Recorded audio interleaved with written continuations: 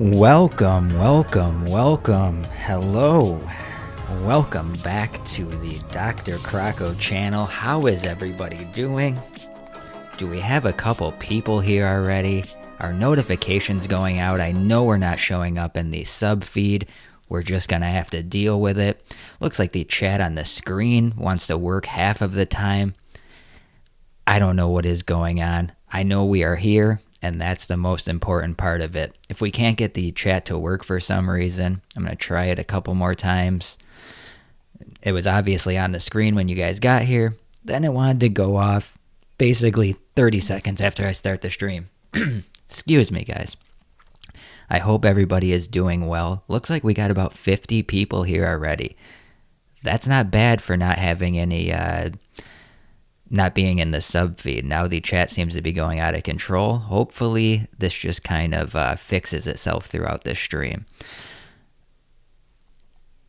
All right, it seems to be showing up and catching back up. We'll see what happens. Yeah, not too shabby for just sending out a bunch of links and hoping people are sharing the stream. I'd like to say welcome to all my loyal people because for the most part, that's who's going to be here. I want to get this right out of the way. I am not crying about censorship.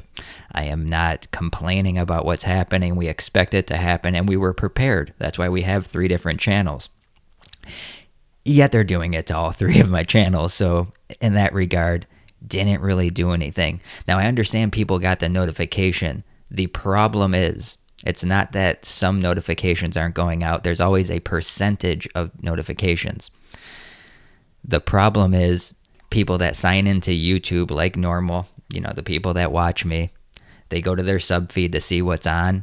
It's not showing up there. So even when I'm live, even when I set the reminder, that's how most people find me streaming. The people that are subscribed to me, they're like, oh, Davey's on at midnight. Oh, Davey's on right now. Let me click on it.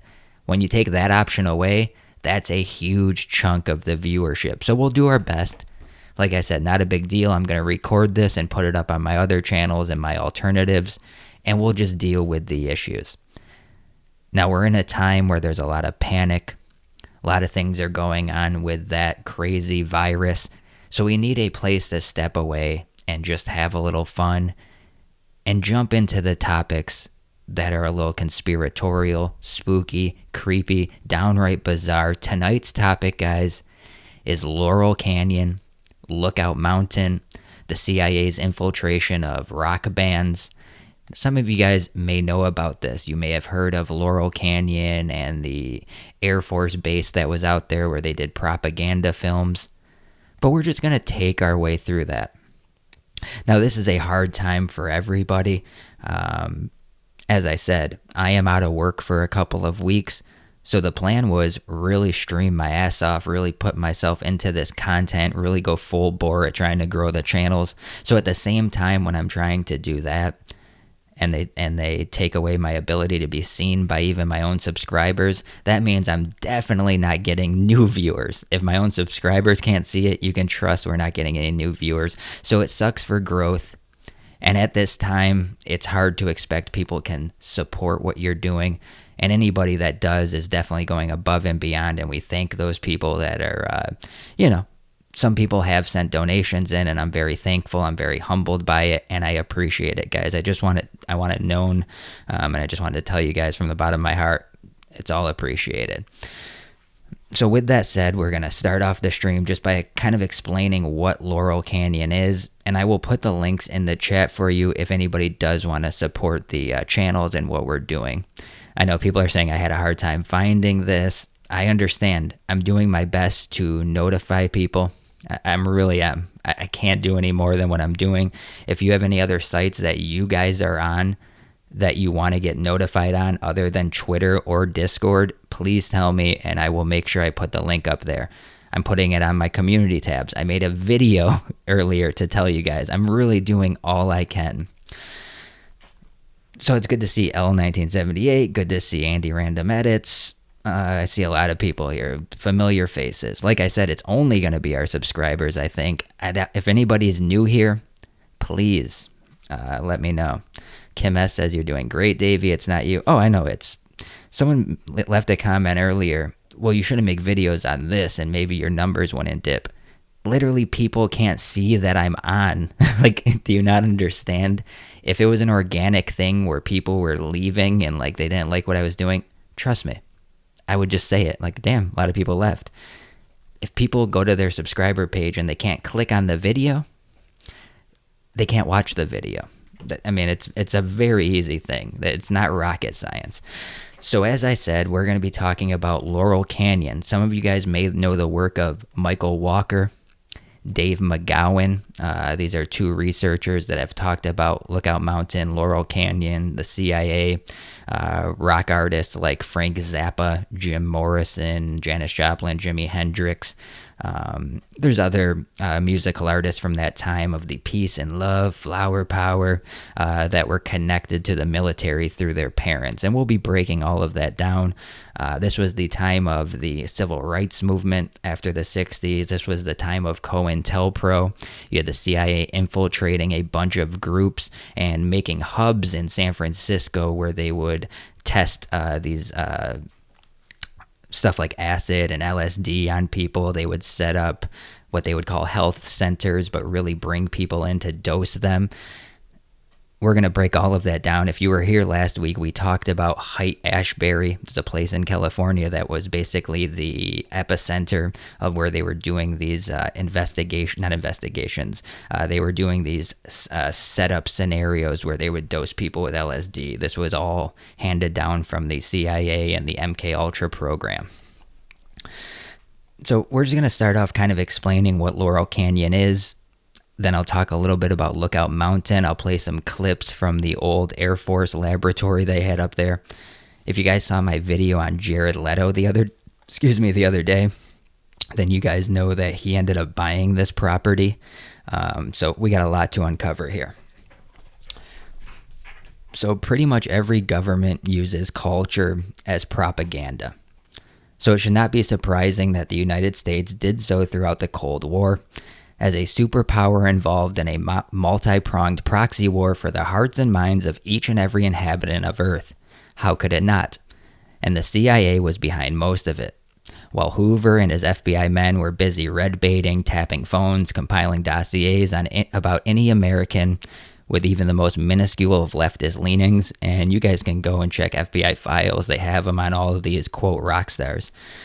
The CIA was simultaneously funding and promoting art.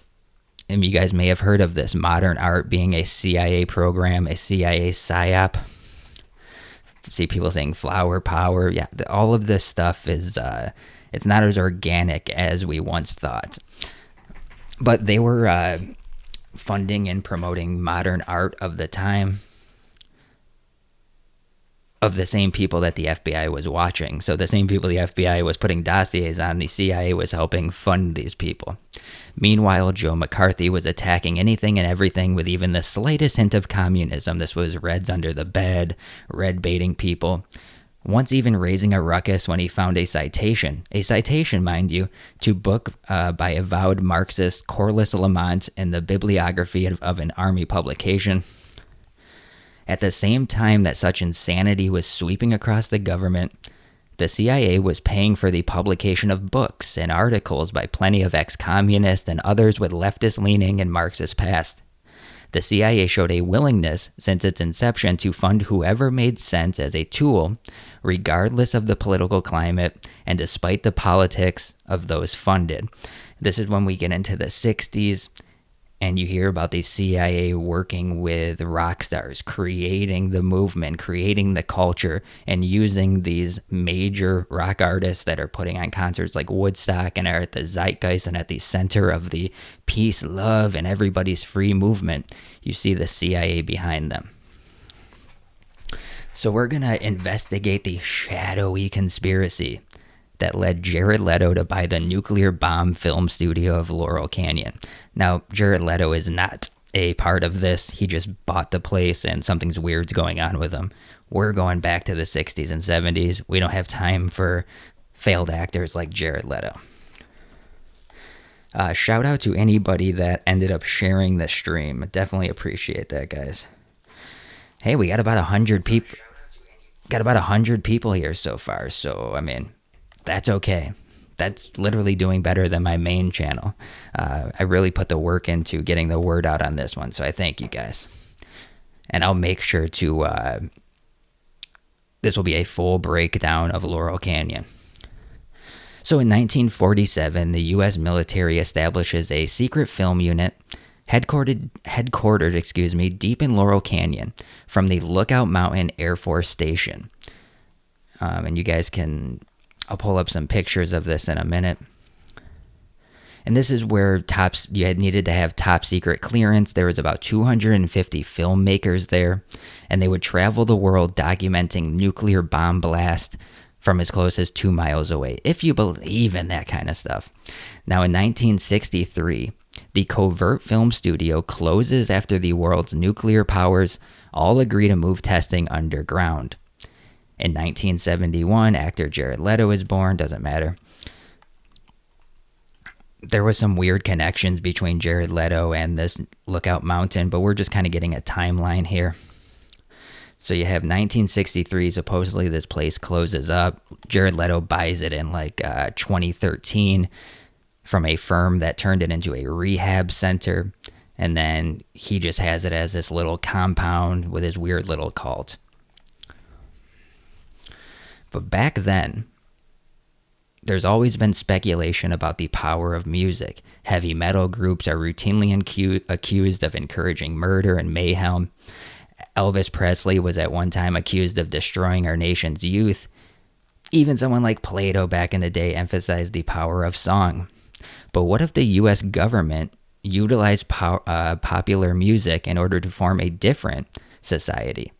The Laurel Canyon, written by Dave McGowan in 2008, claims just that. He believes the 1960s folk scene was created by the CIA and used to brainwash the masses. This is right up our alley, guys. This is kind of the perfect story for a spooky Sunday. Now consider this. Laurel Canyon was a neighborhood in the Hollywood area of Los Angeles, and back in the 1960s, it was the place for counterculture and the hippie movement. And we've talked about this before. You had people in the MK Ultra program like Dr. Jolin West. You had other people that were part of this program. They would set up health centers. They were handing out LSD to people and testing what would happen to them when they were on it. And this is how a lot of the culture got started, of this free love and drugs and peace and love, man. Like, it wasn't organic. This was helped out by some of these government programs. It was the place for counterculture and the hippie movement. Musicians like Joni Mitchell, Jim Morrison, Frank Zappa, the Byrds, and David Crosby were hanging out, writing music, just engulfing themselves in the culture. Drugs were common and easily available. Obviously, we know why. Free love was abundant and encouraged.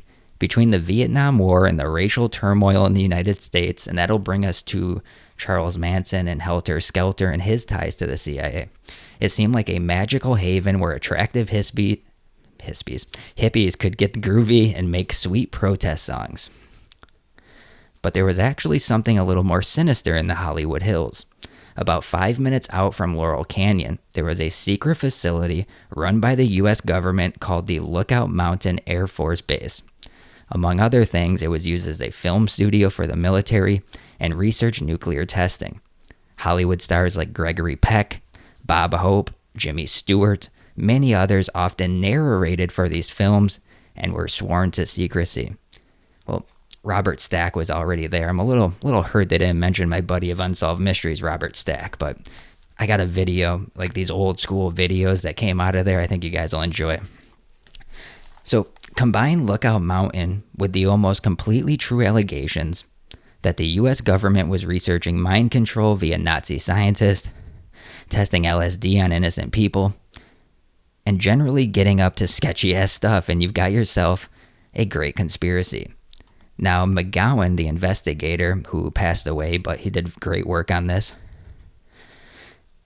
he has Jim Morrison, Frank Zappa, Stephen Stills of Stills, Crosby, and Nash.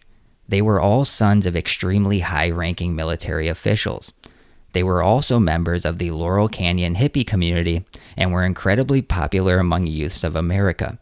The government was testing mind control on unsuspecting innocents.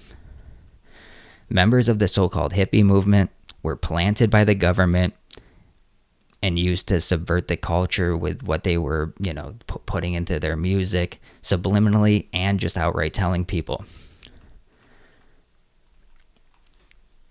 So we're going to dive into some of the videos and kind of we'll have a little clip from Dave McGowan kind of explaining what Lookout Mountain was. So let me pull those up for you guys. How's everybody doing? It's good to see everybody. I appreciate you coming on the show tonight. I've been reading the book. I'm very excited. Let me make sure I get the right timestamp here. I see L1978. I see Andy. I think I saw Mersh was up in the chat. Good to see everybody, man. It is really nice, and I hope everyone's doing well. I know everybody's on lockdown. We just want to have a fun night hanging out, so I'm glad to see everybody here. All right, so this is Dave McGowan, the researcher that wrote the book Laurel Canyon and the Electric Pyramid, and he'll just kind of explain what Lookout Mountain was. And why is it on your show? So I want to go all the way back to something that Dave, and I live here in LA. You and I discussed, the fact that we live in LA earlier today on the phone. And you know what? This Lookout Mountain Laboratory, Dave, we've got to talk about this because this is a strange facility that I had never heard of until I read your book. And when we start weaving all of these tales later in the show about potential ties to these rock stars, to military intelligence, covert ops, this to me is a good way to kind of get people hip to this idea that, look, Laurel Canyon was not just fairies and unicorns and rainbows and moonbeams and all that. Well, maybe there's some moonbeams, but let's talk about Lookout Mountain Laboratory. Explain to people what that was and how that came about. Yeah, I had never heard of it either. I've dug pretty deep into the conspiracy literature and, poked my head into some pretty dark corners. And sure. I had never seen or heard any mention of this facility that's, right here in the Laurel Canyon, right in the LA neighborhood. And that's one of the things that really inspired me to look into this whole story, was the reference to it that Michael Walker threw out in his Laurel Canyon book. And just kind of as a little throwaway fact, it was literally like one sentence. He was talking about something that didn't quite fit the hippie peace and love vibe. And then he threw in just, parenthetically threw in, also not seeming to fit in was the covert military installation. Right. And then he just moved right on. And I'm like, whoa, dude, back up there. That's not the kind of thing you just toss on the table and then walk away from, That is not a crumb. Yeah. What are you talking about here? And so I started looking into it, and sure enough, there was indeed a covert military installation in full operation, beginning well before the 60s, music scene, and carrying on through at least until 1969 when it was officially decommissioned. But some reports claim that it was active even longer than that. But it absolutely was in operation during the canyon's heyday. From when the Byrds first kind of kicked off the folk rock revolution in 1965, I think, through at least 1969. And all of these hippie, peace, love, and understanding types just were all literally huddled around a covert military installation that. So that's Dave McGowan kind of giving kind of a precursor to what this was.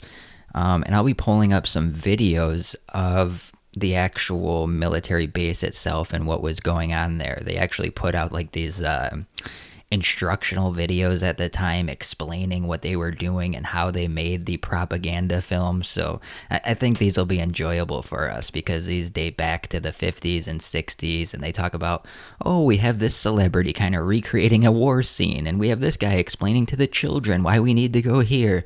And it's just really funny because at the time they thought this was great to let everybody know. Looking back on it, we can obviously get a good picture of the clandestine nature of the program. And this kind of reminds me of like a great coast to coast topic, or just a great conspiracy that you hear in interviews that used to be on YouTube. Now all the videos are removed. Everything's either privated or channel's been terminated. These are just great, fun conspiracies to look into. These don't harm anybody. These are just great.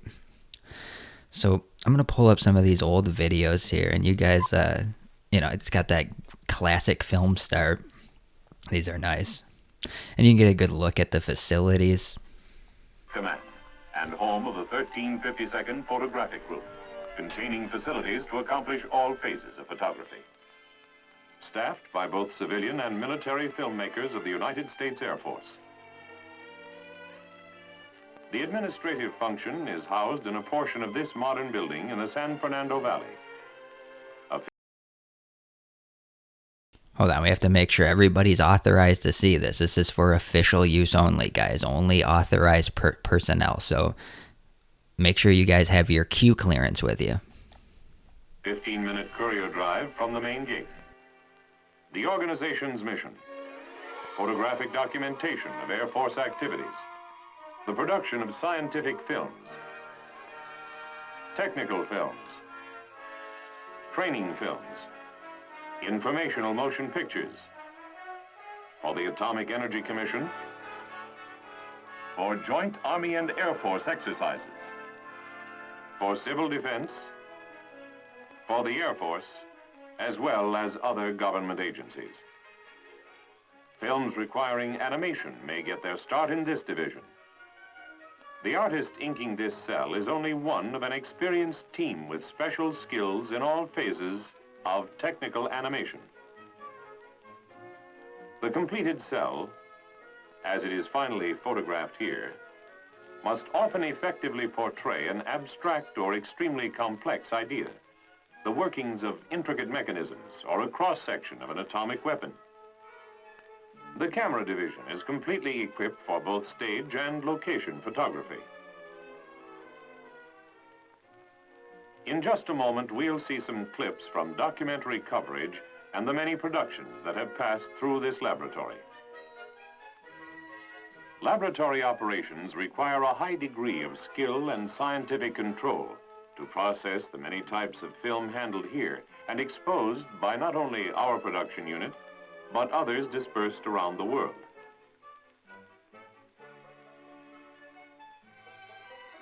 Sound requirements are fulfilled in a completely rebuilt and modern department. Look at how modern we are, guys. This was the groundbreaking technology of the time, or at least what they showed to the public. And they really just like explain it to you like, this is how we create the propaganda films, guys. No worries here. Weapons and policy to show how both planes and missiles are needed for our defense. Newscaster Walter Cronkite introduced and narrated another of our films, Alert in the Pacific, showing how and where the Air Force is deployed. In a series of people-to-people films, we are also helping the East to meet the West. A film entitled Blood Brothers, produced to help explain Philippine culture to American servicemen, was introduced by Ambassador Romulo. This portion of the film was shot on the beach in Manila. The local fire department produced the rain, a Navy landing craft created the waves, an Air Force helicopter produced the wind, the Marines supplied the amphibian duck, American and Philippine actors played the parts, and lookout mountain technicians directed the action. This combined effort added up to a dramatic and interesting motion picture. Screen actor Glenn Ford starred in Taiwan, Isle of Freedom. And from Taiwan, we moved on to make a similar film in Korea, explaining Koreans to Americans. Oh, and I'm sure they did a great job with that. Let us tell you about these other countries that we want to, go to war with and that we hate. Let us teach you the ways with our famous actors of the day. So, you get an idea of what they're doing here. And I have one more of these older style videos. And then we'll start kind of getting into the rock scene of Laurel Canyon and breaking down that aspect of it. And we'll get into a little bit about what the CIA was doing in certain parts of California. We touched on this a few days ago in the Hangout stream, talking about the LSD sex houses, Operation Midnight Climax, and how they would set up brothels to basically have Johns show up thinking they were gonna have sex with this woman, and then they would dose them with LSD and record the results. So a lot of stuff is going on at this time. The CIA is swirling around all these people because they see that that's the popular zeitgeist of the time, the hippie movement, the peace and free love movement. Official use, guys. Periscope film.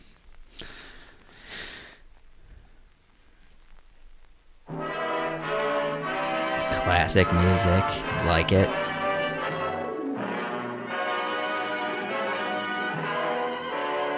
Hopefully that's not too loud on you guys. Lookout Mountain Air Force Station, a photographic installation of the Aerospace Audiovisual Service, Military Airlift Command, and home of the 1352nd Photographic Group. For joint Army and Air Force exercises, for civil defense, for the Air Force, as well as other government agencies. Films requiring animation may get their start, breaking the language barrier. We have photographed Robert Stack, star of The Untouchables. Vic Morrow, Sergeant Saunders of Combat, another popular TV series. Kathy Crosby, for a commercial on nursing. Bob Hope and Jerry Colonna, with a pitch on physical fitness. And James Arness, Marshall Dillon of the Gunsmoke series.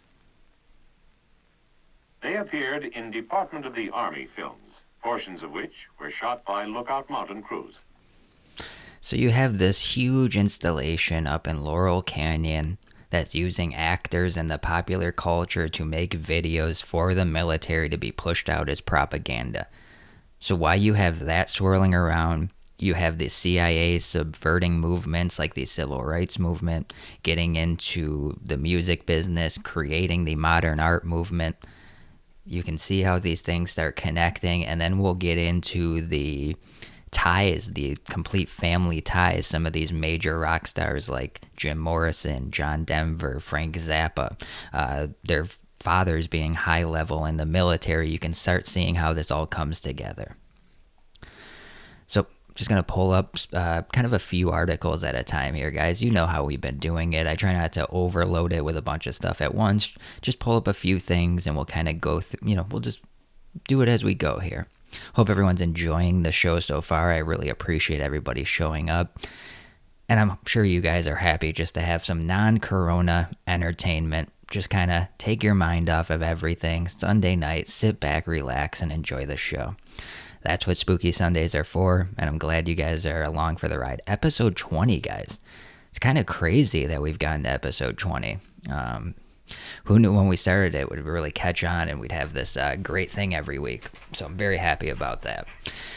So you can go back to California in the 60s when the CIA ran a LSD sex house in San Francisco.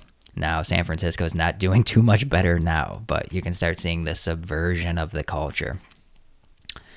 On an elegant dead-end block, and this is an area called Haight-Ashbury in California. On the north side of Telegraph Hill is 225 Chestnut Street, a swanky modernist building with a panoramic bay view. It's about the last place you would have expected a clandestine CIA program during the Cold War. Yet from 1955 to 1965, the building was the site of Operation Climax, a top-secret mind control program in which the CIA agents used hookers to lure unsuspecting Johns from North Beach bars to what they called the, quote, pad, then dosed the men with LSD and observed the X-rated going-ons through a two-way mirror while sitting on a portable toilet swilling martinis. As John Mark notes in a 1977 book, The Search for the Manchurian Candidate, The CIA and mind control. The CIA's obsession with mind control, the MK Ultra program, had its origins during World War II, when the agency's predecessor, the Office of Strategic Services, set up a truth drug program whose purpose was to discover a substance that would make subjects reveal their secrets. So we have this going on in California, where they're setting up these brothels to monitor people on LSD. We'll get into Dr. Jolin West and his ties with Charles Manson of the time. Shout out to Johnny Pinto, $5 donation through Streamlabs. Very appreciated, buddy. Says, doctor showed up late, but here's a few more shekels to keep you alive. Oh, yeah, definitely. If I don't get the shekels, guys, I'm going to die. Make sure you donate, or I will literally leave the earth tonight. No, seriously though, anybody that's donating at this time, it's very appreciated. Thank you very much, brother.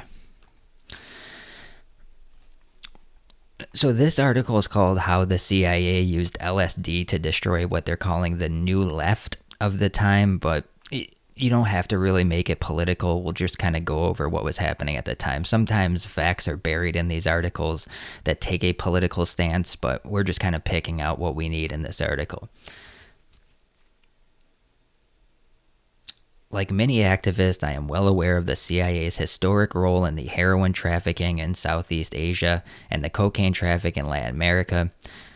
However, prior to reading Drugs as Weapons, I was totally unaware they were responsible for most of the LSD produced between 1955 and 1973.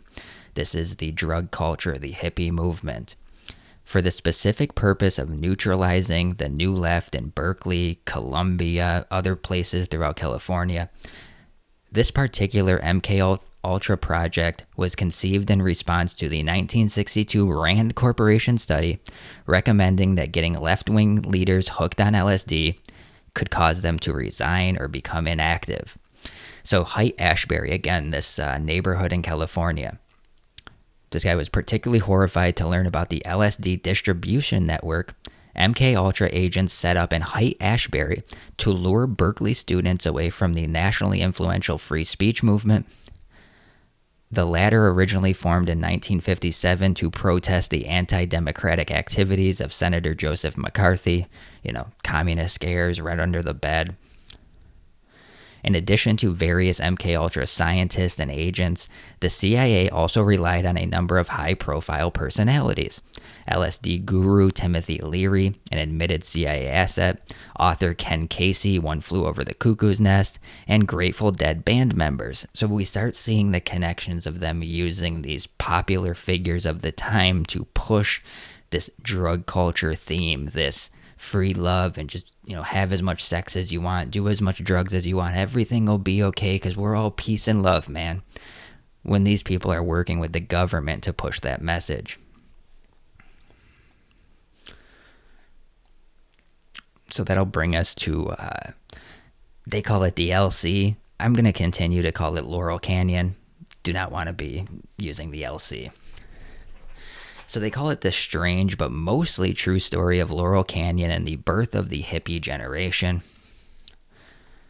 Now, until around 1913, Laurel Canyon remained an undeveloped and unincorporated slice of LA, a pristine wilderness area rich in native flora and fauna, and there's actually some mythologies to what Laurel Canyon and what the word laurel means. We'll get into that a little bit. It's a little, kind of going far out there. Maybe I'm taking LSD. I can tell you about the beauty of Laurel Canyon, but it does have you can kind of wrap yourself up in that. But this pristine area began to change when Charles Spencer Mann and his partners began buying up land along with what would become Laurel Canyon Boulevard, as well as up Lookout Mountain. A narrow road leading up to the crest of Lookout Mountain was carved out, and upon the crest was constructed a lavish 70-room inn with sweeping views of the city below and the Pacific Ocean beyond. The Lookout Inn featured a large ballroom, riding stables, tennis courts, a golf course, among other amenities. But the inn, alas, would only last for a decade. In 1923, it burned down, as tend to happen rather frequently in Laurel Canyon. Now in 1913, man began operating what was billed as the nation's first trackless trolley to ferry tourists and prospective buyers from Sunset Boulevard to what would become the corner of Laurel Canyon Boulevard and Lookout Mountain Avenue.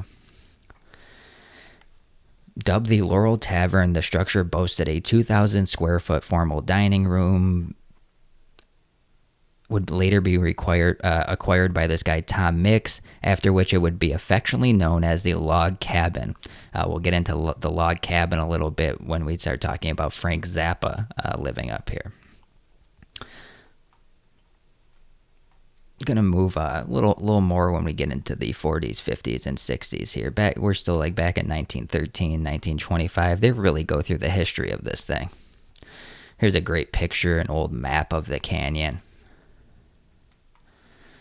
Now, before moving on, I need to mention here that of the 80 celebrity residents of Laurel Canyon listed by the association, fully half died under questionable circumstances, and 3 of the 4 did so on days with occult significance.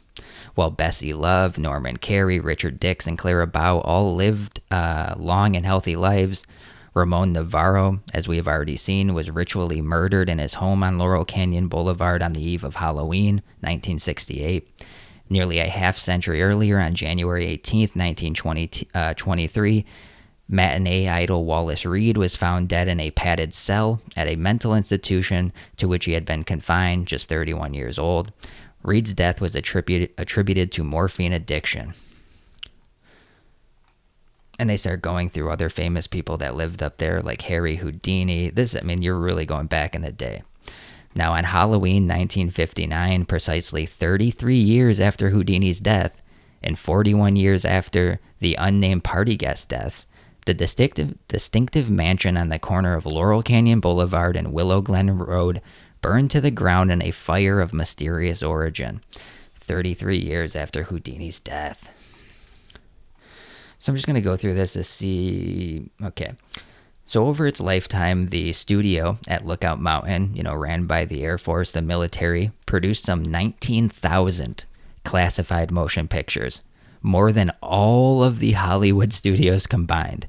So this military studio that was only used for military propaganda, using famous stars of the time, produced more film than all of the Hollywood studios. Really think about that. That's kind of crazy, man.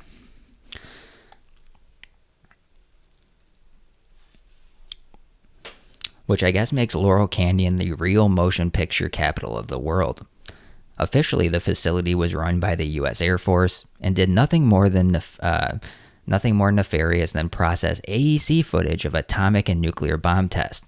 The studio, however, was clearly equipped to do far more than just process film. There are indications that Lookout Mountain Laboratory had an advanced research and development department that was on the cutting edge of new film technologies.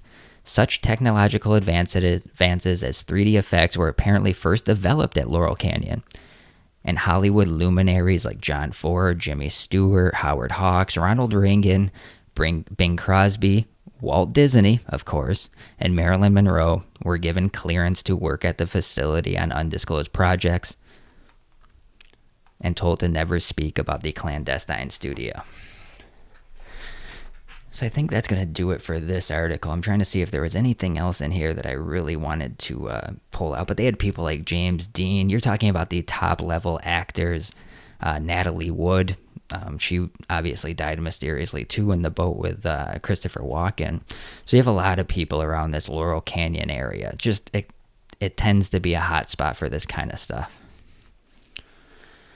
All right, so we're going to just move on to more stuff about specifically Laurel Canyon, and then we'll kind of dip back and forth between that and the CIA stuff. I love that I posted the video and then, people posted on top of it. Thanks, guys. Appreciate it. Not trying to get notifications out or anything. All right. So we'll kind of get into Jim Morrison real quick specifically.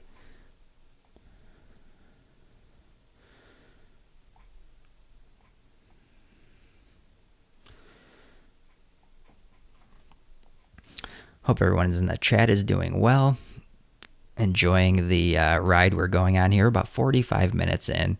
Got a lot more information to go over. I'm going to have a few videos as well, some more clips and stuff like that. Just kind of getting organized with my links real quick.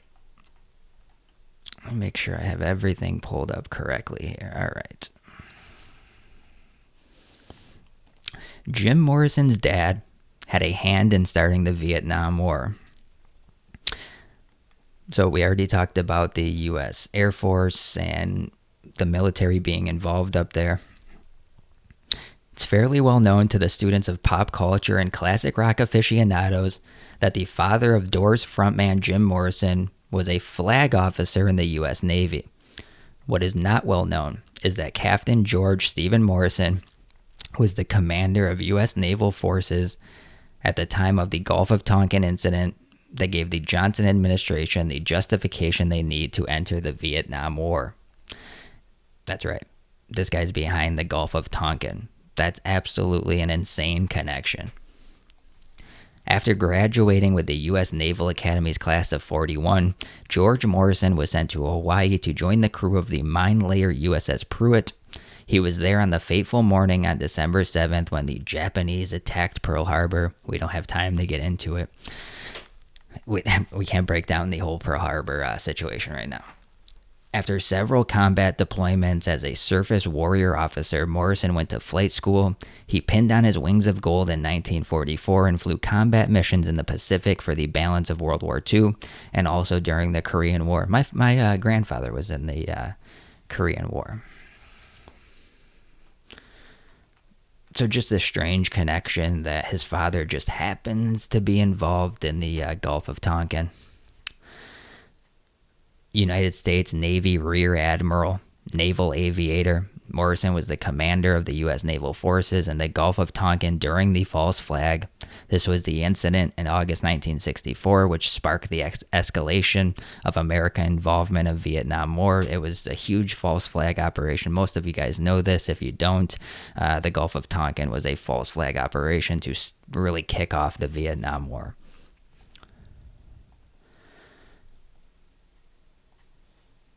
And now we're just going to go one by one through some of these other connections that were happening around this time in California. Kind of link some things together. If you guys were here on the last Hangout stream, we talked about Charles Manson, Chaos, and his connections to the CIA. That was a really fun stream. All right. Oh no, gave me an error on one of my links. Just opened it earlier, but I guess it's already gone.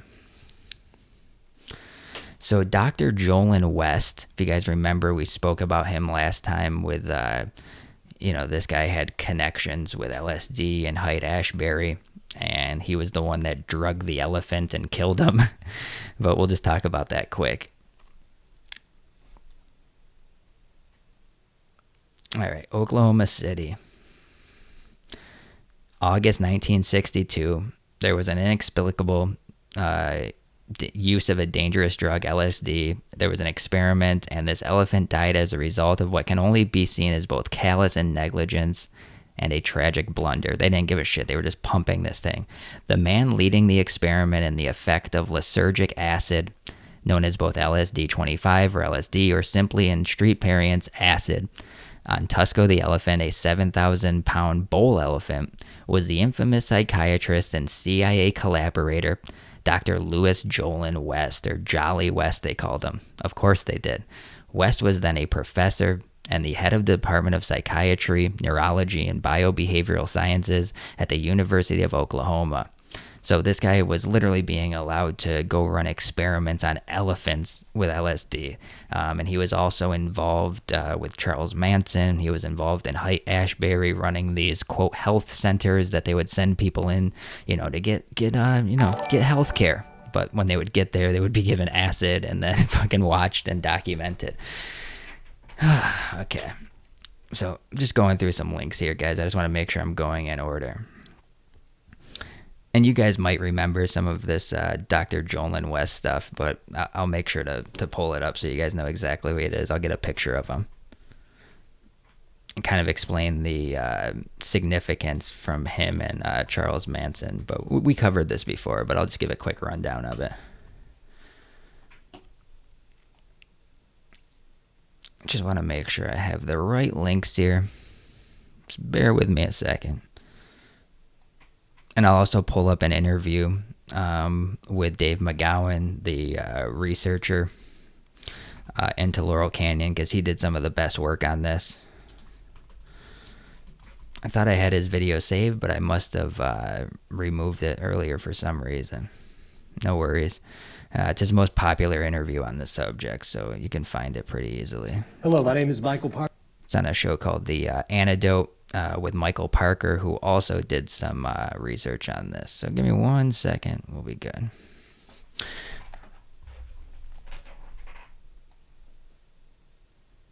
All right. Dave McGowan, Laurel Canyon, genuine hippie scene or dark social engineering? Well, I think we know the answer to that. All right. Dr. Jolyn West. This was the article I had before that they ended up giving me an error on. It was a PDF of some of his projects he was working on.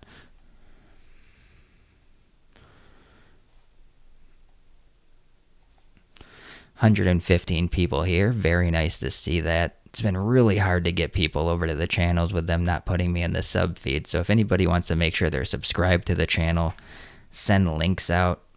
Very nice of you. I really appreciate it, guys. I think I heard a donation come in, or maybe it was a subscriber. I'm not sure.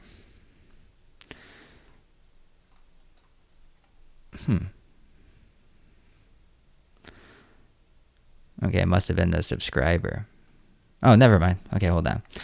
Cody Pendant with a $10 donation says, dig the content, man. Thanks for the deep dives with a rational perspective. Well, you're kind of new here. I get a little irrational sometimes, but right now we're just chilling.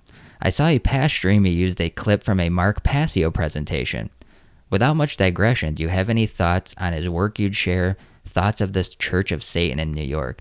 We're going to have to talk about that at a different time. I think Mark Passio gives good information, but you always have to wonder about somebody that was in the Church of Satan. I mean, I think that's a pretty clear thing. I mean, it's hard to trust somebody that was in the Church of Satan, but I think some of his information is obviously really good if you believe his inside information, but just his work on 9/11, The Unholy Feminine, I think was a very good presentation that he gave.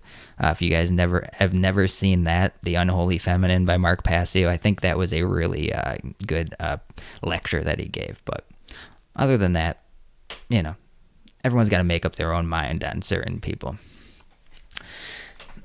So back to this Dr. Jolyn West. Did the CIA secret LSD lab turn Charles Manson into a killer? This was a guy that spent 20 years reporting on Manson and his followers. Their grisly crimes lit a flame of paranoia across America. And this was when the movie Once Upon a Time in Hollywood was coming out. And you start getting into what Jolyn West was doing.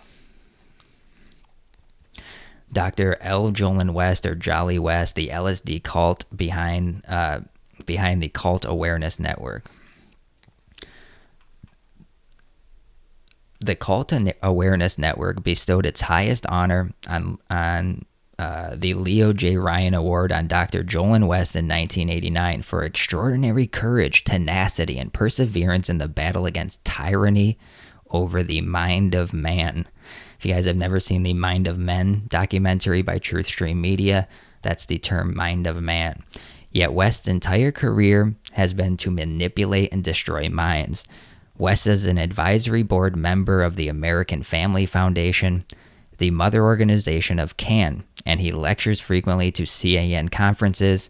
He is held in reverence by CAN supporters and members, and he was a pioneer in the creation of the drug culture. Now, CAN cannot plead ignorance as to who West is. As early as 1977, Dr. West was exposed on the front page of the New York Times as being funded by the CIA to perform LSD experiments as part of the MKUltra project. In his book, In Search for the Manchurian Candidate, John Marks also fingered West as among the pioneers of the LSD and mind control experiments funded by the CIA. So you got this Dr. Jolin West character, kills an elephant with acid. He's involved with Charles Manson. He's involved with a bunch of other people. There was a connection with Ted Kaczynski, Unabomber. We talked about his Harvard experiments he was given. Very odd. Thank you very much, Elle, for sharing my links. For some reason, it wouldn't let me connect to dLive. Don't know what that was about. But it's shit you got to deal with sometimes. Tried to connect through Restream. Would not let me. So we just have to deal with that tonight. But we have been streaming more and more over on dLive because we have to pick up these alternatives. Because with the latest, and it's not just me, guys. I'm not crying about it. Everyone's being suppressed right now. It's a problem. But we have to make sure we're over on these alternatives so everybody can find me if they just decide to leave me one day. Or to make my channel disappear. For some reason, someone's talking about Mersh's birthday. I don't think it's his birthday, guys. But oh, it's always his birthday. Some of these inside jokes, for some reason, I watch these shows all the time. You know, I'm a huge fan of Nightwitch, huge fan of ROTC. And for some reason, I don't know some of the inside jokes. I really don't. Like, I didn't know the Tim Pool inside joke and made an ass of myself. I was like, why do you guys keep saying they're stealing from Tim Pool, man? I don't get it. And, like, someone was like, oh, dude, it's a joke. Like, we're just saying it. I was like, oh, I was wondering why, like, a bunch of people were commenting on my videos about them taking from Tim Pool. I was like, what are you talking about? And it was funny, man. All right. Hey, Drummer828. Damn, I'm late. Damn, some sub feed. Yeah, what are you gonna do? Shout out to Drummer, made a video earlier talking about the suppression. So hopefully people come over. And you know, it sucks because no one just like searches someone's channel and is just sitting there exactly when you go live. So if they don't put you in the sub feed, you have no way of being seen. You know, you guys found a link or happened to cross it, which is very cool. I'm very appreciative of it, but you know, it's a weird thing. All right. We shot the shit for a second. We're good. Oh, thanks, Drummer. I appreciate it, buddy. Laurel Canyon, military intelligence family backgrounds of the iconic 60s counterculture rock stars. So this is a guy talking. Now that I'm 5 years deep into my awakening, I finally come to appreciate what a key researcher Dave McGowan was. He died in 2015 at age 55 of a fast-growing pancreatic cancer. RIP to Dave McGowan. He's the one that wrote this whole Laurel Canyon book and kind of put the message out into the zeitgeist. The excuse me, like the pedocracy or the pedophocracy is a term coined by McGowan. It is the title of his book on the subject of pedophilia as an elite characteristic and one of the main tools of control of the visible ruling kakistocracy by the crime syndicate or the cabal. You know, this is a vague term everybody uses. You guys choose who you think's in control of things. I don't like just saying the cabal. He dug into the vast deceptions of 9/11 as well. Most of McGowan's work and interviews can still be found on YouTube. It's slowly going away, though. McGowan interview on Laurel Canyon and the hippie scene. Charles Manson hung out with the Laurel Canyon cadre. So, like, you have connections of Charles Manson hanging around this Laurel Canyon area. Also dealing with Dr. Jolin West, who was known for working and funded by the CIA. And we'll get into a little bit of this video, The Electric Pyramid. This was one of his books he wrote about the thing, Laurel Canyon. In a geographically and socially isolated community known as Laurel Canyon, a heavily wooded, rustic, serene, yet vaguely ominous slice of LA nestled in the hills that separate the LA Basin from the San Fernando Valley. Musicians, singers, and songwriters suddenly begin to gather as though summoned there by some unseen Pied Piper. Within months, the hippie, flower child, peace and love, man movement will be given birth there, along with the new style of music that will provide the soundtrack for the tumultuous second half of the 60s. It was the major record labels, not startup independents, that signed Laurel Canyon's newly formed bands. It was the major labels that provided them with the instruments and amplifiers. It was the major labels that provided them with studio time and session musicians. The bands themselves were initially lacking in skilled musicians and were very manufactured. Well, we hear this all the time. Most of the main music stars and the people that you see on TV are just creations of the system. You know, the beast system just spits them out, lets them have a few years, chews them up, gone.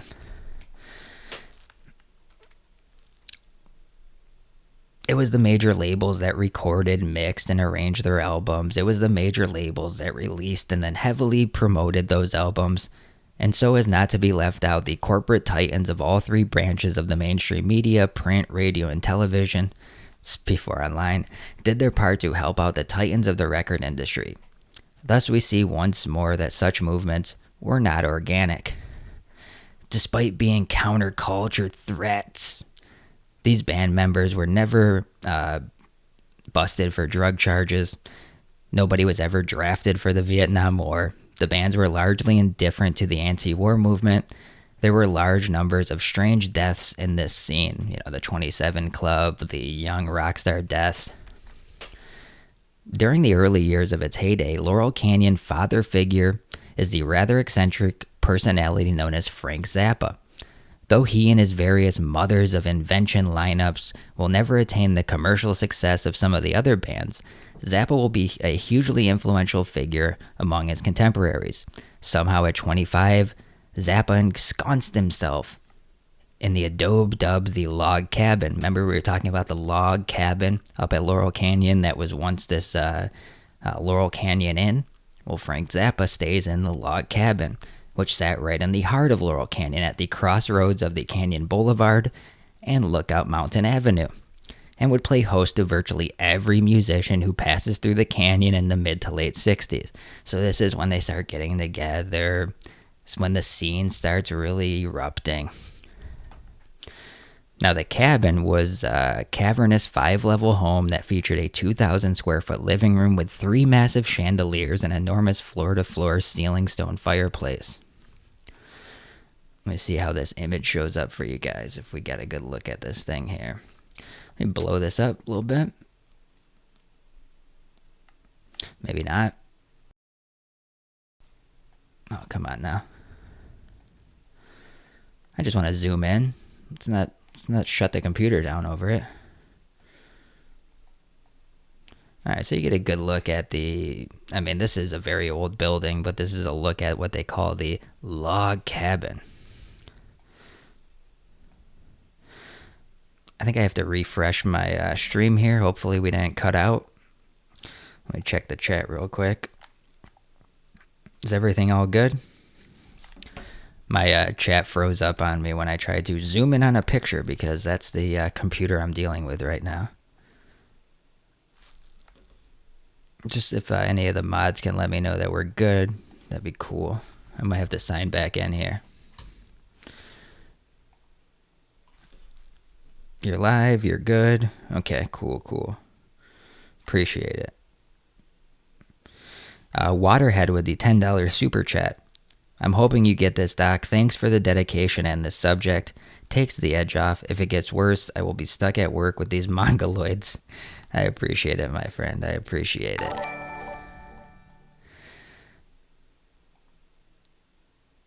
All right. Well, if we're good, we're good. I can't see my chat on my screen, but that's okay. I can see it on my mobile phone. I don't know what's going on with it. It's just not letting me sign into YouTube. Okay, we're just going to go on. Zappa will also discover and sign numerous acts to his various Laurel Canyon-based record labels, including psychedelic rocker Alice Cooper, who will go on to superstardom. Zappa never really made a secret of the fact that he had nothing but contempt for the hippie culture that he helped create. All right, so we're going to move on to a couple more things here, see where we're at. I'm going to play a little bit of the Dave McGowan interview about this scene, because he gets a little more into the information. Nuts. Yeah, it's amazing how much talent poured out of such a tiny geographic area over such a very short period of time. It's remarkable. One of the things I was going to ask you, just so people get a grasp of what we're talking about here, I'm going to ask you about a couple of people, and you tell me what their relationship was to these military backgrounds, because some of these people were, I couldn't believe it. Papa John Phillips of the Mamas and the Papas. He was the son of a career Marine Corps officer who also various other members of his family were very closely tied to the military as well. His mother, his older sister, and his first wife were all career Defense Department employees. So, I mean, pretty much his entire family, everyone around him was a career military person, and he himself was initially prepped for a military career. I believe he was a West Point appointee or Annapolis, one of the two. I get confused because so many of these people have such very similar backgrounds. So yeah, his entire family pretty much was from the military background. So he's just going to tie some loose ends of big stars of the time, musical acts, and their connection to the military. We've already talked about Jim Morrison. We talked about the Naval Academy that had these propaganda films up there. We've talked about the connections of the CIA to the culture. Now you're getting direct ties of musical artists who had family, fathers, close family members in the military. And not only that, but his first wife was also a direct descendant of this guy reminds me of somebody that just enjoyed the times back then too. He seemed like he was immersed in the culture, man. John Adams, the second president of the United States, which is another thing that you will find is some of these people, in addition to having a military or military intelligence background, a lot of them kind of come from what we could call like royal sort of blue blood bloodlines, so to speak. That's another commonality that a lot of these people share. Well, speaking of blue bloods, the most unlikely person, David Crosby of Crosby, Stills, Nash and Young, and he was in the Byrds as well. He was in the Byrds. Talk about David Crosby, because he's an enigmatic character. Yeah, he was a Byrd, one of the founding members of the Byrds, the original members, and the guy who emerged as the biggest star. I mean, the name that we remember today, most people don't remember Gene Clark and Chris Hillman and even Roger McGuinn, and Gene Clark is and the drummer was Michael Clark. Most of them are, unless you're a real hardcore fan of that era, they're long forgotten. But David Crosby, of course, still lives on as an iconic figure. And like a lot of the people, most of the people who emerged from that scene as the big iconic figures, he has a very curious family background. Yeah, his full name is David Van Cortlandt Crosby. And he is a direct descendant of three interrelated families: the Van Cortlandts, the Van Rensselaer, and the Van Schuyler families. And if you look them up, bounce around Wikipedia for a while, you'll find that his family tree includes just people occupying virtually every position of prominence that you can imagine, back to the founding of the country. Revolutionary War generals, Civil War generals, judges, senators, congressmen, governors, just everything short of the president.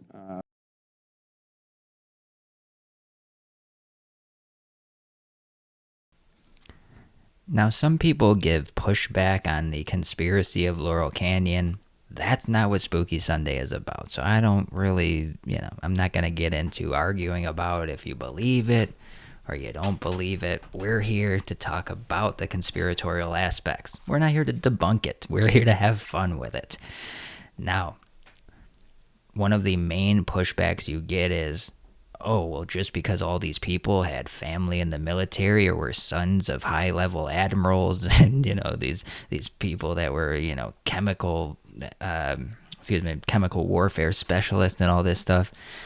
No, the point is that these people ended up being the, quote, counterculture, even though they come from a family that is quite literally the elite establishment. It just doesn't jive. And their argument would be, well, their parents were so strict, they went so against it. I'm much more inclined to the being brought up in the system and pushing and using the counterculture to push their message. Now, he was talking about some members. We can talk about Frank Zappa, again, who was a major figure, who owned the log cabin that these musicians and everybody that came through there had to stay at and talk to. Zappa's father, Francis, also had little regard for the youth culture of the 60s. He was a chemical warfare specialist assigned to the Edgewood Arsenal. Edgewood is the longtime home of America's chemical warfare program. Also, you have Fort Detrick, as well as the facility frequently cited as being deeply enmeshed, I don't like that word, in MK Ultra operations. Curiously enough, Frank Zappa literally grew up at the Edgewood Arsenal, having lived his first 7 years of his life in a military housing on the grounds of the facility. The family later moved to Lancaster, California, near Edwards Air Force Base, where Frank Zappa continued to busy himself with doing classified work for the military intelligence complex. His son, meanwhile, prepped himself to be an icon of the peace and love crowd. Later in life, Zappa went off the rails and spoke frankly about his role as an actor in the charade and provided insights into what was going down in the real world. Like David McGowan, Frank Zappa died of a virulent form of cancer at age 52. Some quotes from Frank Zappa. The illusion of freedom will continue as long as it's profitable to continue the illusion. At the point where the illusion becomes too expensive to maintain, they will just take down the scenery, they'll pull back the curtains, they'll move the tables and the chairs out of the way, and you will see the brick wall at the back of the theater. Politics is the entertainment division of the military-industrial complex, Frank Zappa. All right. Various members of his family have occupied for well over 200 years now. So yeah, definitely a blue blood type of family. And his father, did naval intelligence work during World War II. So well, Stephen Stills in the same band was an interesting character as well. Stephen Stills was actually in Buffalo Springfield. Yeah, they were like they were kind of the first two out of the gate, the first two kind of folk rock bands that really set this whole thing off. And how in schools? Schools train people to be ignorant with style. They give you the equipment that you need to be a functional ignoramus. American schools do not equip you to deal with things like logic. They don't give you the criteria by which to judge between good and bad in any medium or format. And they prepare you to be a usable victim for a military-industrial complex that needs manpower. As long as you're just smart enough to do a job and just dumb enough to swallow what they feed you, you're going to be all right. But if you go beyond that, you're going to have these grave doubts that give you stomach problems, headaches, make you want to go out and do something else. So I believe that schools mechanically and very specifically try and breed out any hint of creative thought in the kids that are coming up. And of course, they then later joined forces as Crosby, Stills, and Nash. But Stephen Stills, his father appears to have been some type of a covert operative. He's described in various biographies as a mercenary or soldier of fortune or various euphemisms, and he spent a lot of time bopping around various hot spots in Central and South America where, just happened to be places where we had a lot of covert operations going on, and so Stephen moved around a lot, and to various he grew up partially in military bases and military schools in and around Central America. So you really see this as a common theme pushing throughout this. All of these famous rock stars and influencers of the time. I know that's what they call the worst people on YouTube now, the influencers, but that's what they are. They're the influencers of the time. There's a link to this interview with Dave McGowan. It's a 47-minute interview on a show called The Antidote with Michael Parker. Great interview if you guys want to check that out. Let me make sure what we got here. It was astonishing, and especially considering that two of the guys had never even ever in their lives even played the instruments that they were assigned to play. Yeah. I mean, you had Chris Hillman, who was by all accounts a virtuoso mandolin player. But he was a mandolin player, and he played it in bluegrass band. I mean, he completely different instrument, completely different style of music. And he's the guy that they draft to be the bass player of the world's very first folk rock band. I mean, how did and the drummer Michael Clark he was a bongo player. It doesn't exactly translate to holding the drumsticks in your hand. And so this is when you start talking about the creation of bands. And this has happened throughout time immemorial. You can go back to the Tavistock Institute, talking about the Beatles. You talk about, I mean, literally during our time, the creation of boy bands and stuff like this, the creation of these super groups that people think, oh, they must have all known each other. Look, they're all from the same area. They must have grew up together. These people were auditioned to who had the best look, who could be marketed the best. Doesn't matter about their voice, their skills, their talent. It's all about marketing a message to the public. This is all part of the beast system, guys. Now, we don't have a crazy amount of stuff to go through. I think we covered it very well, but we'll kind of just talk about a couple of things here. And this is just a little post with some more people connected around the time. Somebody said, what about Neil Young? I don't think I have anything specific on him, but I'm sure there's, connections. I think I've heard something before, but I want to speak out of school here. So you got Hugh Hefner at the time.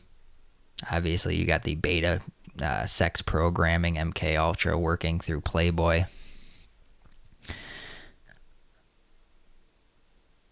Hugh Hefner made snuff films with Hunter S. Thompson.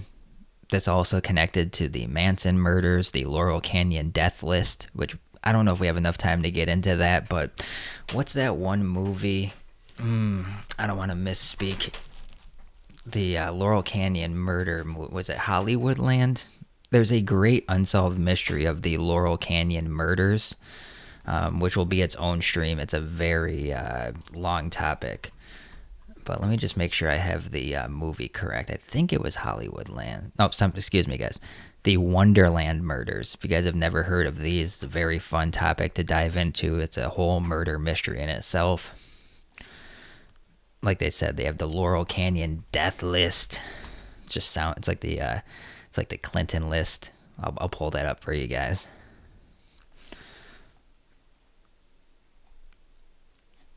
It's a long one.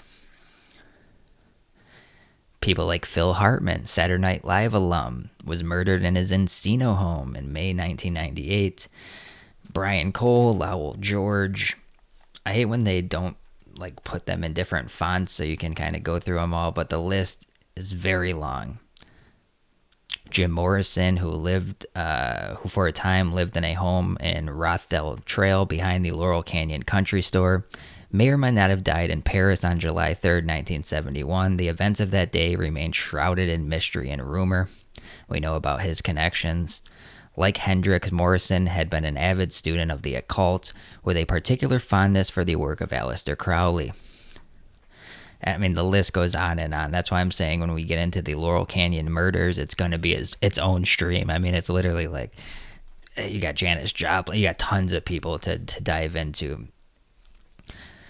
Now, the Laurel Canyon murders themselves is a house where they say a home invasion happened. It's a very interesting unsolved mystery story, and I'll give you kind of the outline to what happened there. After we talk about some of the more famous people around California, around Laurel Canyon, San Francisco, the popular culture of the time, Steve Brandt, he was a close friend of the victims of the 1050 Cielo Drive, allegedly overdosed on barbiturates in late November of '69, some 3.5 months after the Manson murders. In the days and weeks following those murders, Brandt had placed numerous phone calls to the LAPD. Those calls became increasingly frantic in nature, and Brandt became increasingly fearful that his own life might be in jeopardy. He soon decided to put some distance between himself and LA, so he headed for New York City. On the night of his death, according to Phillips' autobiography, Brandt attended a Rolling Stones concert at Madison Square Garden, where he attempted to run on the stage, but was repelled and beaten by a security guard.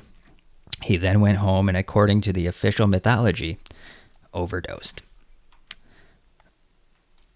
John Denver died in what was a self-piloted plane crash after taking off from Monterey Airport. You got Sonny Bono, Phil Hartman, Brian Cole and his band were the first to take the stage at the Monterey Pop Festival, followed by such Laurel Canyon stalwarts like the Byrds, Buffalo Springfield, the Mamas, and the Papas. 5 years later, on August 2nd, 1972, Cole was found dead in his Los Angeles home. The cause of death was reportedly a heroin overdose. So you see how the drug culture permeates through this thing, and these people, that's, if they don't make it through the music industry, they make it out by overdosing. This is a common thread. Rational says, you just popped up in my sub. Just 72 minutes late. Nothing to worry about. Oh, how nice. Let me check my own phone to see if I pull up.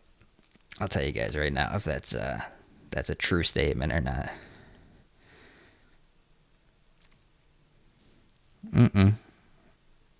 I'm not up in the sub feed. Nope. I wish I was, but it's not there, my friend. Don't lie to us, man. Alright, let me see what's going on here. We'll wrap up pretty soon. You have the Church of Satan saying, well, Laurel Canyon is a traffic hell, so it's pretty funny. Make sure I don't have any other links I want to share with you guys before we get here. I mean, the whole Jimi Hendrix saga. I'll give you guys a fun little one that doesn't have much to do with Laurel Canyon, but it does have to do with rock and roll. We'll talk about this, and then I'll let you guys get out of here for the night.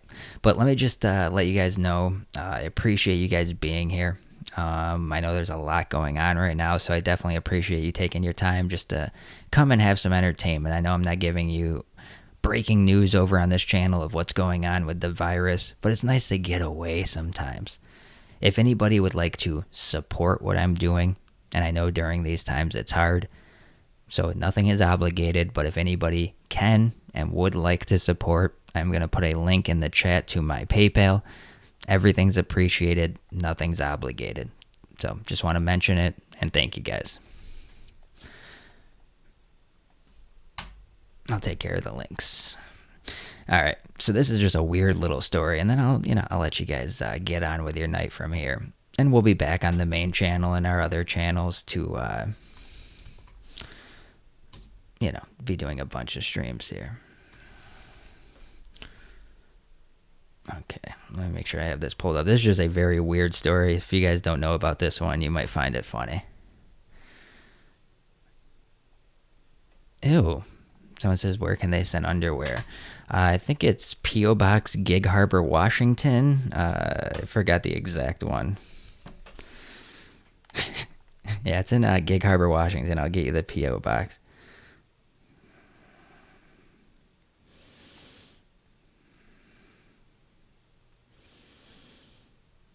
I don't know. I don't know what that was. Rational was sending me a thing saying that I was in his recommended, but he sent me a picture that's not me, so I don't know. I don't know what that is. All right. How Panama's military dictator Manuel Noriega was defeated by rock and roll. Yes, Rational, I just checked Discord. I'm saying when you click subscriptions and look through the list of things, my stream isn't there. It's just not there.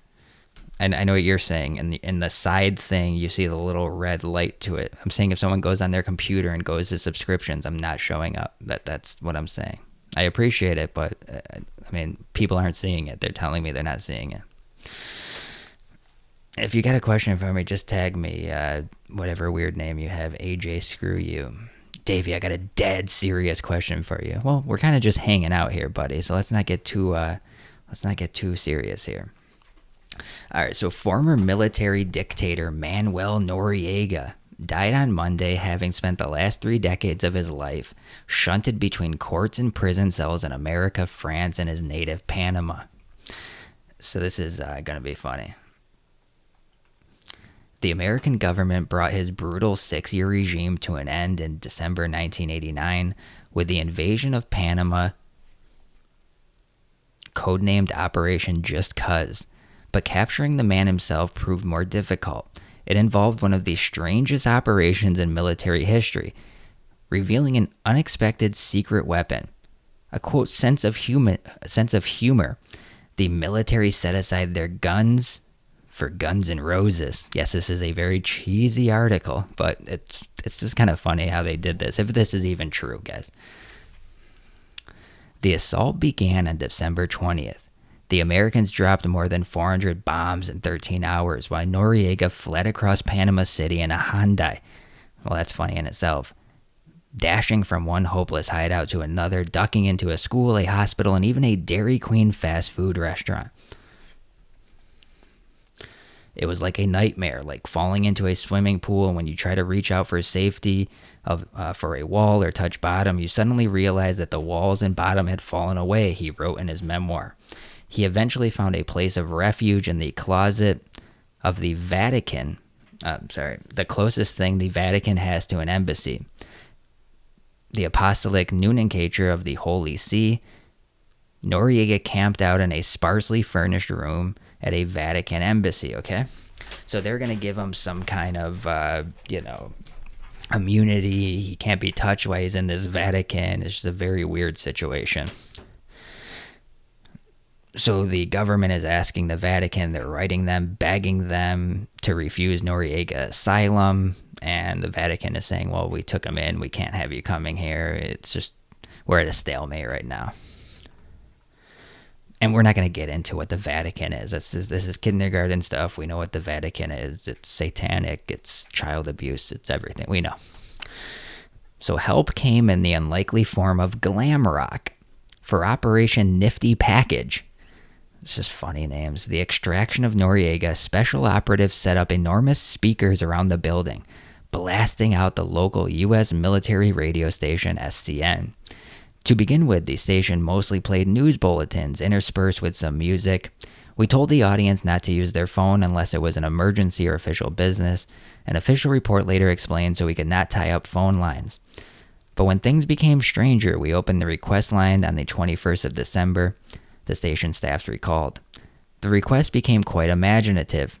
We played a lot of songs with the word jungle in it. Welcome to the Jungle by Guns N' Roses was a particular favorite. Deep in the NSA at George Washington University, you'll find a report from those radio DJs detailing the part they played in the bringing down of a ruthless dictator. On December 27th, someone who identified himself as the member of the PSYOPs team at Fort Bragg called to tell us what they were doing with their loudspeakers.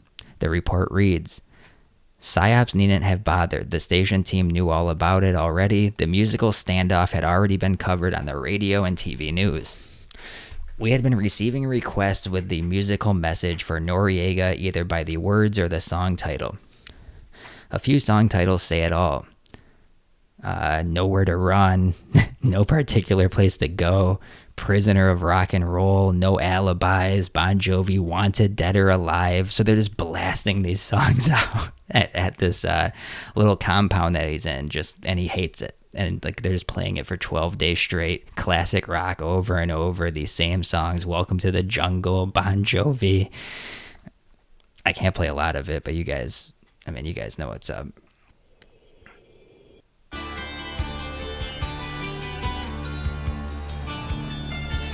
We're not going to get a copyright strike for Bon Jovi. I won't do it.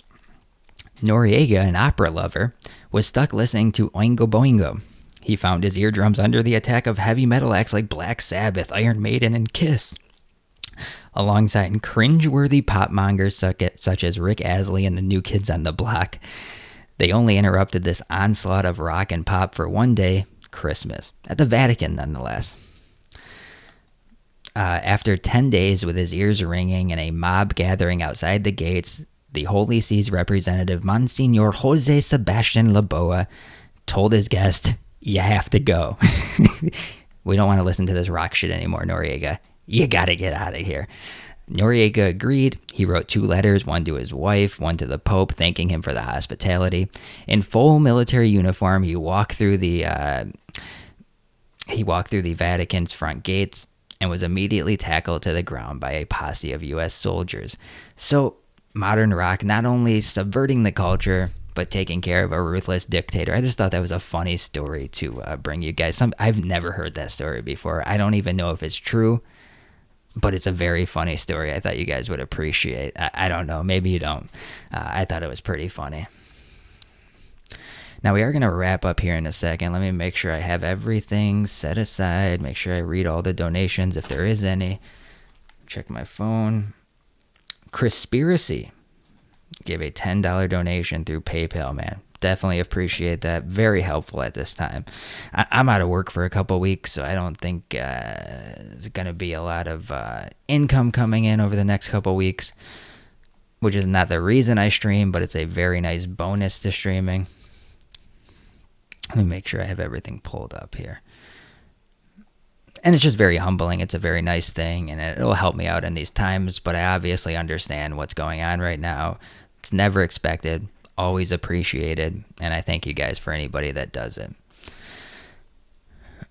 Chris just said, I get paid in 2 days. It's very nice. Somebody said apply for benefits. Well, I still have a job, so it's a weird thing to, if you're out of work for 2 weeks, to go through the process of the overloaded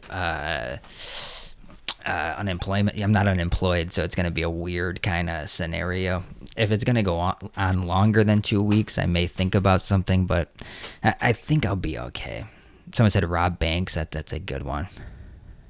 MomTech says he's getting a Corona bonus. Oh, it's very nice. I'm very happy for you guys. Anybody that's making any income during this time, it's a very good time for you, and I'm very happy for you. But there's the link if you want to help out. No big deal. I was lucky that I did my taxes super late, so I still got those coming, so that's pretty decent. And I think I'll be able to pick up some hours here and there, kind of off the books, doing some stuff, so I think I'll be okay. But obviously anything that comes in is appreciated, and I'm going to keep pumping out the streams regardless. It's not about the donations that come in, it's about just having fun and putting out this information and having a good time. So either way, what I'm really upset about is the sub feed thing. I'd really like it if everybody could see that I'm live. That'd be very nice for everybody.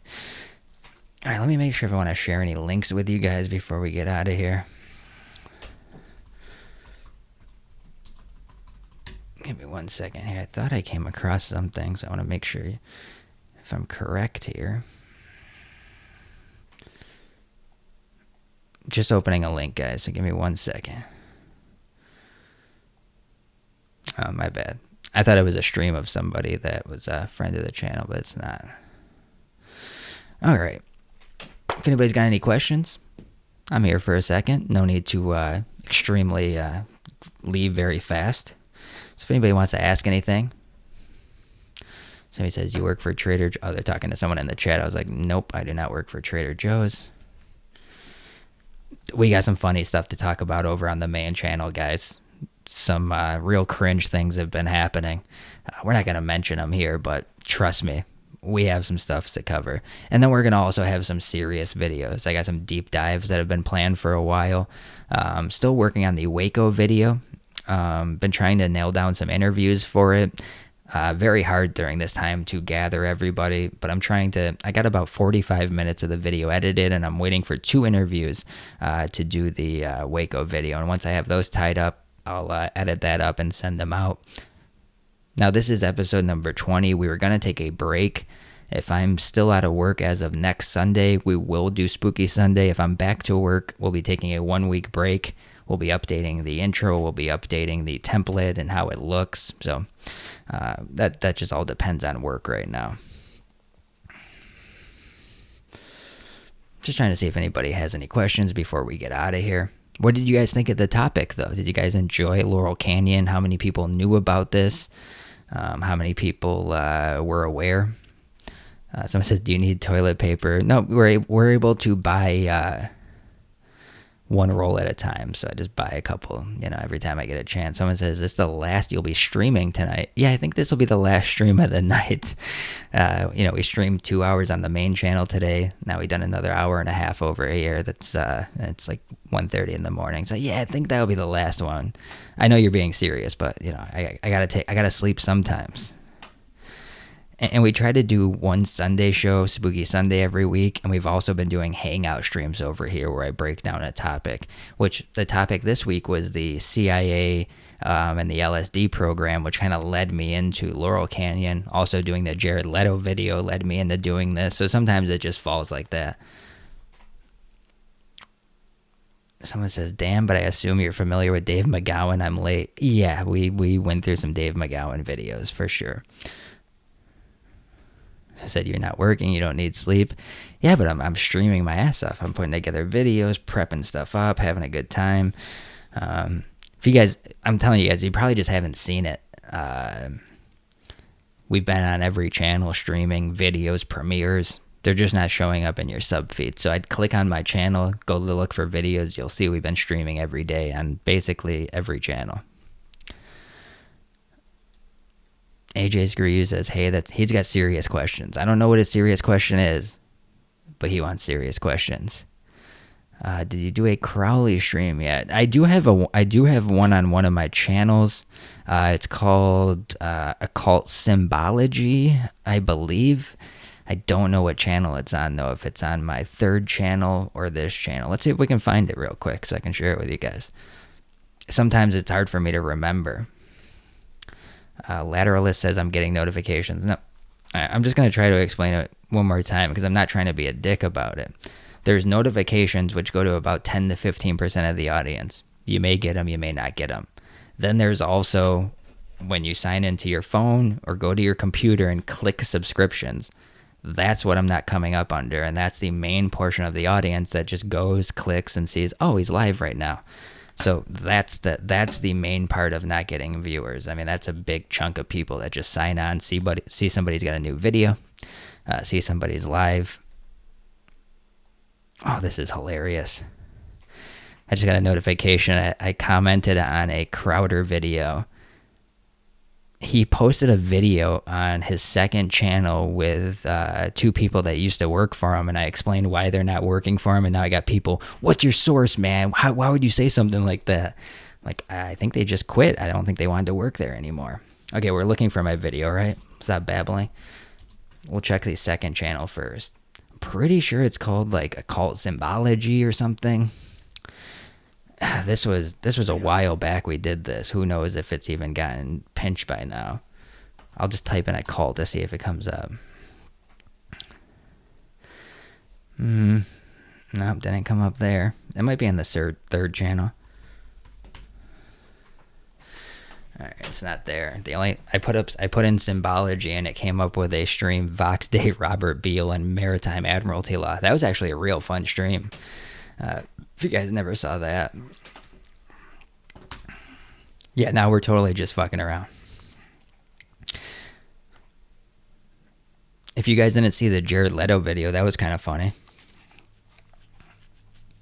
And it's none of my channels that are coming up, 2, 3, or this one. And they're all on separate emails, and none of them are showing up in the sub feed. It's so weird, man. I'm going to try symbology first. That didn't show up. Occult. You know what? I don't know where it is.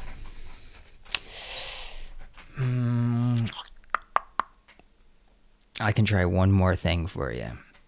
Might be able to find it this way. There's a chance it might be a hidden video on this channel.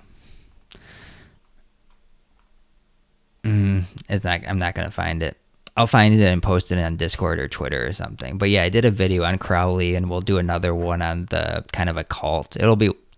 There'll definitely be a Spooky Sunday. It was actually planned to be the first episode of the second season of Spooky Sunday. I was going to really dive into the occult. So, Anton LaVin, Pan, Aleister Crowley, symbols, how they flood themselves through movies and music. It'll be a whole thing. You guys will enjoy it. So Waco, we got the occult stuff. couple things I'm working on, and then we just got the main channel streams, which are a variety of topics. I've babbled long enough. I hope you guys enjoyed the show. I hope you guys enjoyed the topic, and I hope you guys had a fun little getaway from all the coronavirus coverage. I'm not saying coronavirus coverage is bad, because I do it too, and it's something we should talk about. But it's good to get away, and I hope you guys appreciate and enjoyed the streams. With that said, I am going to get out of here. I will see you on the main channel probably tomorrow. And if you guys want to support the channel, the links are in the chat. Thank you to all my moderators. Thank you to all the loyal watchers of the Spooky Sunday show. This has wrapped up episode 20, Laurel Canyon, Lookout Mountain, and the CIA's infiltration of pop culture. I am your host, Dr. Crocko, and I will see you in the next one.